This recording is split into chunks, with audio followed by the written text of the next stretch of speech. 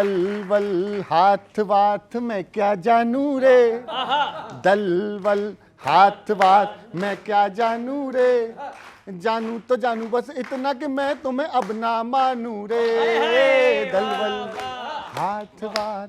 सुनना, पहला मनीष जी के लिए कि जब से सुनी है मैंने मोदी के मन की बातें, करवट बदल बदल के काटी है मैंने रातें, भारी मन से टरट टरट टरट, इस पे तो हंस लो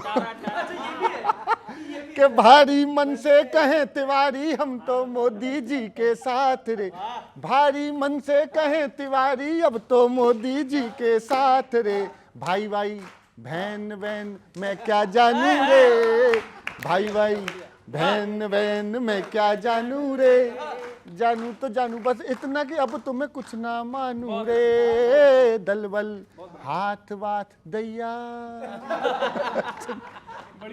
सुन गौरव मजे से सुनना कि ना तो गुरूर में है ना तो सुरूर में है, जो बात है जरूरी वो बस थुरूर में है,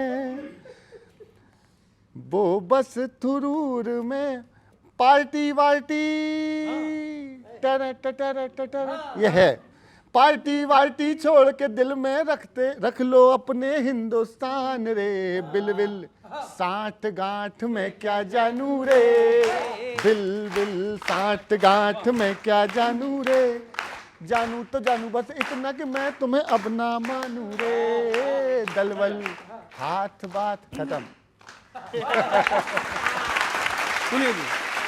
ये उनको अपना क्यों मान क्यों नहीं रहे हो आप? देखिए, आजकल मैं देख रहा हूँ सही में कवियों को भी, भाई साहब को भी बड़ा प्रेम है हमारे शशि थरूर जी से। एक ही तो हमारे इतने प्यारे व्यक्ति हैं जिसे पूरा देश प्रेम करता है, हम भी करते हैं। कहाँ करते हो आप? अरे हमारे सबसे बुद्धिमान, सबसे एक अच्छे इंसान, एक अच्छे ईमानदार व्यक्ति हैं। वो नहीं बोल रहे इस बहस में, जो उनकी एक्सपर्टीज है क्या सच्चाई जो है, जेन्युइन बात मैं यहाँ बोलना चाहूँगा। अभी तक क्या बोल रहे थे? नहीं, वो भी जेन्युइन ही था। उनके लिए जो आप बोल रहे हैं, मैं कोई राजनीति से प्रेरित नहीं। सच है कि चूंकि वो डेलीगेशन में बाहर गए थे, और जब बाहर गए थे तो सरकार का पक्ष नहीं, भारत का पक्ष रखने गए थे। जो व्यक्ति भारत का पक्ष रखकर विदेशों में आया है, पार्लियामेंट के पटल पर सरकार और भारत दोनों में अंतर है, हमारे देश के सबको पता है और हमारे साथियों को भी समझना चाहिए। जब सरकार से प्रश्न होता है तो निश्चित तौर पे पक्ष और विपक्ष का एक रोल होता है और उसमें हम प्रश्न पूछते हैं, पूछना चाहिए। जब भाजपा भी विपक्ष में थी तो वो भी पूछती थी, लेकिन अटल बिहारी वाजपेयी जी जब जाते थे विदेश डेलीगेशन में तो भारत का पक्ष रखते थे, हमारे नेता भी भेजते थे। ये एक अच्छी परंपरा हमारे इस देश की खूबसूरती है। उसके तहत उनको ऐसा लगा होगा कि यदि वो बोलेंगे तो विदेशों में, चूंकि वो कई जगह भारत का पक्ष उन सारे मुद्दों पर रख कर आए हैं, फिर वो सरकार से प्रश्न जब पूछेंगे तो दोहरापन होगा, वो ठीक नहीं था। लेकिन सरकार से प्रश्न पूछने को आपने नहीं रोका, आपने नहीं रोका। यदि कोई समझता है देशद्रोह, तो समझिए वो इस देश के डेमोक्रेसी को ही नहीं समझता है, और सबसे बड़ा प्रश्न वो इस देश पर ही लगा रहा है। मैं मानता हूं कि वो सबसे बड़ा देशद्रोही है जो विपक्ष के प्रश्न को कहता है देशद्रोही। नहीं, पहले तो मुझे लगता है कि थरूर साहब जब वापस आए होंगे तो आपने एक रिमांड रूम में खड़ा करके बोला पलटोगे पलटोगे पलटोगे तो बोलोगे, नहीं पलटोगे तो नहीं बोलोगे। मतलब जो आपने भारत की बात रखी थी, अब को वो बात नहीं रखनी है, अब उसके खिलाफत वाली बात रखनी है। अभी तक तो आप भारत की बात, अरे भारत सरकार की बात नहीं रखेंगे तो किसकी रखेंगे? अच्छा, अब ये बताइए, चलो अब ये बताइए, वहां झूठ बोला था या यहाँ वहां झूठ बोल के आए या यहाँ झूठ बोलने के लिए मजबूर कर रहे हैं?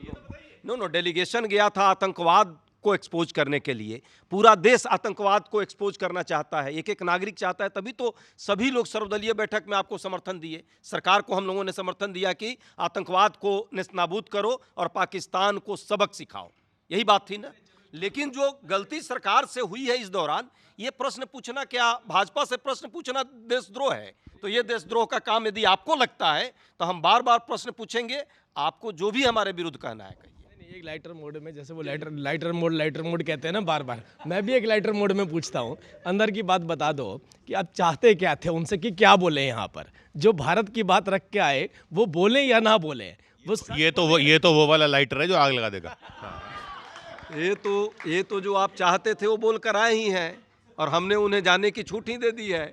अब वो यहाँ क्या बोलेंगे, वहाँ क्या बोलेंगे, उनके विवेक पर हम छोड़ते हैं। चलिए, वो थरूर बोले ना बोले, ये जरूर बोलेंगे। नहीं, एक बात बहुत समझने वाली है, जो बार बार आप सीज फायर या ये बातें रखते हैं। देखिए, पाकिस्तान की जनता भी वही चाहती है जो हमारे देश के प्रधानमंत्री चाहते हैं। वो भी चाहती है कि हमारे यहाँ से गंदगी हटे, ये आतंकवाद हमारे यहाँ से ख़त्म हो। क्योंकि अगर वहाँ की ओपिनियन भी लेंगे जनता की, तो उनके भी विचार हैं कि भाई ये क्या पाल रखे हैं हमने। क्योंकि वहाँ की जो आर्मी है और वहाँ की जो सेना आतंकवादी हैं, उनकी विचारधारा लगभग एक जैसी है। हमारी खिलाफ, हमने तो कहा था हमारा एक्शन सैनिकों के खिलाफ भी नहीं है, केवल आतंकवादियों के खिलाफ है। आप ये सोचिए, जो अपने सेना के नहीं हुए, कारगिल में जब हमने उनको मारा, जब उनके सैनिक यहाँ पर मरे हुए थे, पड़े थे, हम उनको उनकी बॉडी देना चाहते थे तो वो कहते थे हमारे सैनिक नहीं है। लेकिन जब हमने अब घुस करके मारा उनको, उनके आतंकवादियों को मारा, तो उनके कॉफिन के ऊपर पाकिस्तानी झंडे लहरा रहे थे, मतलब उनको सल्यूट मार रहे थे। जो अपने सैनिकों के नहीं, वो तो अपनी देश की जनता के क्या होंगे। तो उनकी देश की जनता की ज़रूरत को भी अगर कोई पूरा कर रहा है, मैं पीओके पे आ रहा हूँ, वो भी कोई पूरा कर रहा है, तो वो हमारे देश के प्रधानमंत्री नरेंद्र मोदी जी पूरा कर रहे हैं। हमने लड़ कर के नहीं लेना है, हमने उनकी भावनाओं को समझ करके और उनकी ज़रूरतों के हिसाब से उनको अपने साथ मिलाना है। और वो आज अगर पाकिस्तान ऑक्यूपाइड कश्मीर की भी बात करते हैं, तो आप उनसे पूछ के देखिए, वो भी बार बार यही बात कहते हैं कि अरे भाई, जो भारत कर रहा है, अगर वो इस तरीके से करता रहा, डेवलपमेंट जो कश्मीर में हो रही है, तो हमें नहीं लगता कि हमें भी पाकिस्तान के साथ अब रहना है। उनकी इच्छा है कि भारत के साथ आए। अरे हमने जीतना है दिलों को, हमने हथियारों से जीत कर देश नहीं लेकर के आना है, हमने दिल जीत करके उनको अपने साथ मिलाना है। सिर्फ एक वर्ड ही बोलूँगा मैं, दर्शक आपके समझ तो गए ही होंगे भावना क्या थी इनकी। चलिए, यही भावना हम भी इनको साथ देते हैं कि उसके दिल को ही जीतते रहिए। लेकिन जो हमारे यहाँ इस देश की दीदियों के सिंदूर को जो उजाड़ने का काम कर रहा है, उस पर कठोर कार्रवाई और ईमानदारी से कार्रवाई हो, ताकि आने वाले समय में फिर कोई आतंकवादी घटना इस देश के अंदर ना घटे। इस तरह से ये हम सब चाहते हैं और पूरा देश चाहता है। मैं इसमें भाजपा को और कांग्रेस को प्रश्न के दायरे में नहीं ला करके, देश के हित में और सेना के जिस तरह से शौर्य दिखाई है, सबक सही में पाकिस्तान को मिल जाए और आने वाले समय में उसका आर्मी और आतंकवादी जो दोनों का गठजोड़ है, वो भारत की तरफ देखने का दुस्साहस न करे। इन्हीं कल्पनाओं और इन्हीं कामनाओं के साथ हम सभी देशवासी भारत के साथ खड़ा है, सेना के साथ खड़ा है, और सरकार कोई ऐसा अच्छा काम करेगी उसके साथ भी खड़ा है। एक मेरे साथ बोलिए, जय महादेव बोल के दिखाइए। जय महादेव, ऑपरेशन महादेव, जय महादेव। जय महादेव में किसी को कोई दिक्कत नहीं है। जय महादेव, हर हर महादेव, जय शिव शंकर, सब कह रहे हैं। लेकिन अरे भाई, ऑपरेशन सिंदूर भी हम कह रहे थे जय महादेव, जय ऑपरेशन सिंदूर। लेकिन ये जो आप लोगों के साथ जो समस्या है ना, ये आतंकवाद के साथ जो सियासत करते हैं ना, सियासत छोड़ दीजिए। संसद में आजकल क्या है, भाषण खूब हो रहे हैं। कांग्रेस के कुछ नेताओं के भाषण सुन के सर मजा तो बहुत आ रहा है, समझ में नहीं आ रहा है कि क्या बोल रहे हैं वो। अभी आपके एक सांसद ने ये कह दिया कि या तो डोनाल्ड ट्रंप को चुप कराओ या यहां मैकडोनाल्ड को बंद करो। सर दिन भर में दोनों के बीच में कनेक्शन ढूंढता रहा कि ऐसा वो क्यों बोल रहे हैं, तब कविता पढ़ता हूं। डोनाल्ड के नाम पे मैकडोनाल्ड बंद कीजिए। कांग्रेस जनता को ऐसे भरमाएगी क्या? कल को इमैनुअल मैक्रोन कुछ बोल दें तो पार्टी यहां मैक्रोनी बंद कराएगी क्या?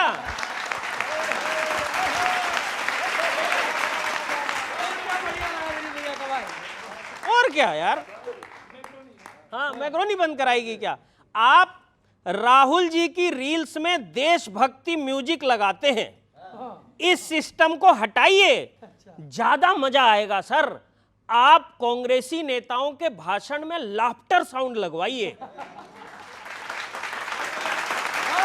Laughter sound लगवाइए। अच्छा, मैंने एक से पूछ भी लिया कि भाई ये थरूर साहब को बोलने क्यों नहीं दे रहे हैं, तो उन्होंने सही जवाब उन्होंने दिया सर। ऑपरेशन सिंदूर पर थरूर जी को मौका नहीं दिया, वो भी थोड़ा बोल लेते तो बोले ये अच्छा हुआ, वरना शशि थरूर खड़े होते तो कांग्रेस के धागे खोल देते, धागे खोल देते। और अंतिम पंक्ति सर, तेजस्वी जी ये कह रहे हैं लोगों को भाषण देके कि भाई अगर वोटर लिस्ट से आपका नाम कट गया तो ना आपको राशन मिलेगा न पेंशन मिलेगा। उनको चिंता राशन पेंशन की नहीं है, उनको चिंता इस बात की कि इनके नाम कट गए तो इनके वोट हमको कैसे मिलेंगे।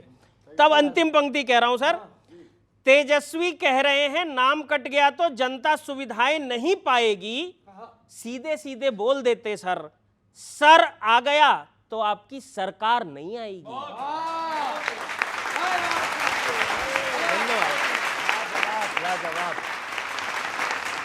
कि मोदी जी को जो ये सम्मान विदेशों में मिले, मोदी जी को जो ये सम्मान विदेशों में मिले, कभी मेलोनी कभी ट्रंप पुतिन साथ चले, राहुल कैसे न जले, राहुल कैसे न जले, आग तन मन में लगे सांप छाती पे चले, राहुल कैसे न जले।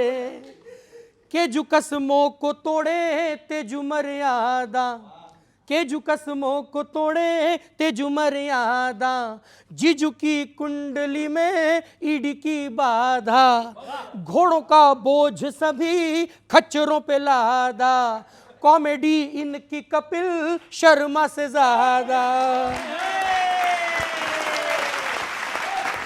ये पंक्ति में चेंज कर रहा हूं, कॉमेडी इनकी इस शो से भी ज्यादा। ये ठीक है। वंश के चरणों में कालीन है डेमोक्रेसी, वंश के चरणों में कालीन है डेमोक्रेसी, झांसे में न आएंगे ओबीसी हो या ओवैसी, तो मछली की आंख पीएम है, हारे तो दोषी ईवीएम है, लगते हैं सारे मोदी के नारे, बुलडोजर बुलडोजर जनता पुकारे।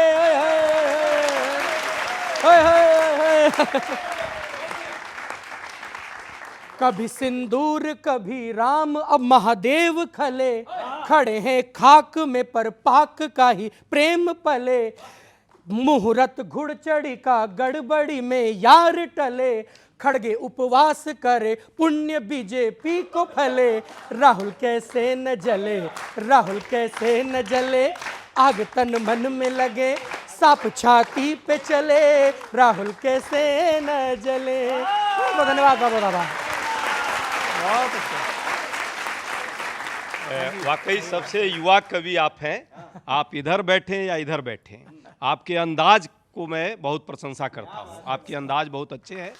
भारतीय जनता पार्टी बिहार में फिर से सरकार बनाने वाली है, इसका सबूत आपने दिया। जब कंपैरिजन होता है ना तो आपने कहा जंगल राज, अब जंगल राज किसको कहकर के संबोधित कर रहे हैं? कहीं ना कहीं कंपैरिजन फिर से आप लालू जी के पास चले जाते हैं कि उससे बुरा तो कुछ हो ही नहीं सकता था। अगर आपने जंगल राज ना बोला होता तो कहीं ना कहीं आप ये कहते कि हमारे पे कटाक्ष कर रहे हैं, लेकिन एक शब्द ने बता दिया कहीं बहु राज दोबारा ना आ जाए, इसलिए भारतीय जनता पार्टी दोबारा से सरकार बनाने वाली।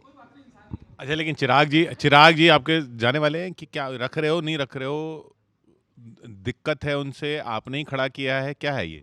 चिराग की रोशनी हमेशा बरकरार रहेगी, ऐसे ही जगमगाते रहेंगे और उसी रोशनी से भारतीय जनता पार्टी जो है बिहार की जनता की सेवा करेगी। रोशनी तो चिराग जी की बरकरार रहेगी या नहीं, लेकिन नीतीश जी की रोशनी वो खाने की तलाश में है और लगातार प्रयास कर रहे हैं। भाई साहब ने सही कहा, जंगल राज आजकल महाजंगल राज चल रहा है, तो आपने जंगल राज छोटा कह दिया, महाजंगल राज है। बिहार में जो परिस्थिति है सबको पता है, नीतीश जी उनके प्रति बहुत संवेदना है, हमारे मुख्यमंत्री हैं और वर्षों तक देश की बिहार की भी सेवा की है, एक अच्छा राजनेता है। ठीक है, थोड़ा बहुत कभी कभी पलटते रहते हैं, वो सब चलता है, पर उनका स्वास्थ्य ठीक होना चाहिए और भाजपा वालों से मैं आग्रह करूंगा और बिहार के जो भी सत्ता में है उनका इलाज कराए। सियासत आती जाती रहती है, राजनीति होती रहती है और उनका भी स्वास्थ्य ठीक रहना चाहिए। बुजुर्ग हैं, ठीक है, समय और परिस्थितियों के हिसाब से स्वास्थ्य खराब होता है, अच्छा होता है, लेकिन इलाज तो होना चाहिए। चुनाव के चक्कर में जो है उनका इस तरह से स्वास्थ्य पर इस तरह से खिलवाड़ करना मुझे लगता है कहीं से भी उचित नहीं। सरकार किसकी बनेगी उसे छोड़ दीजिए, सिर्फ हमारे साथ इतना बोलिए जंगल राज नहीं आना चाहिए, केवल इतना बोलते रहिए, सरकार बनाने दीजिए। महाजंगल राज को भी सफाया होना चाहिए। अच्छा, आप ये मान रहे हैं कि पहले जंगल राज था? महाजंगल राज तो हम कह रहे हैं, कह रहे हैं, आप कह रहे हो अभी महाजंगल है, पहले जंगल राज? अभी महाजंगल राज चल रहा है, तो अभी की बात करेंगे हम।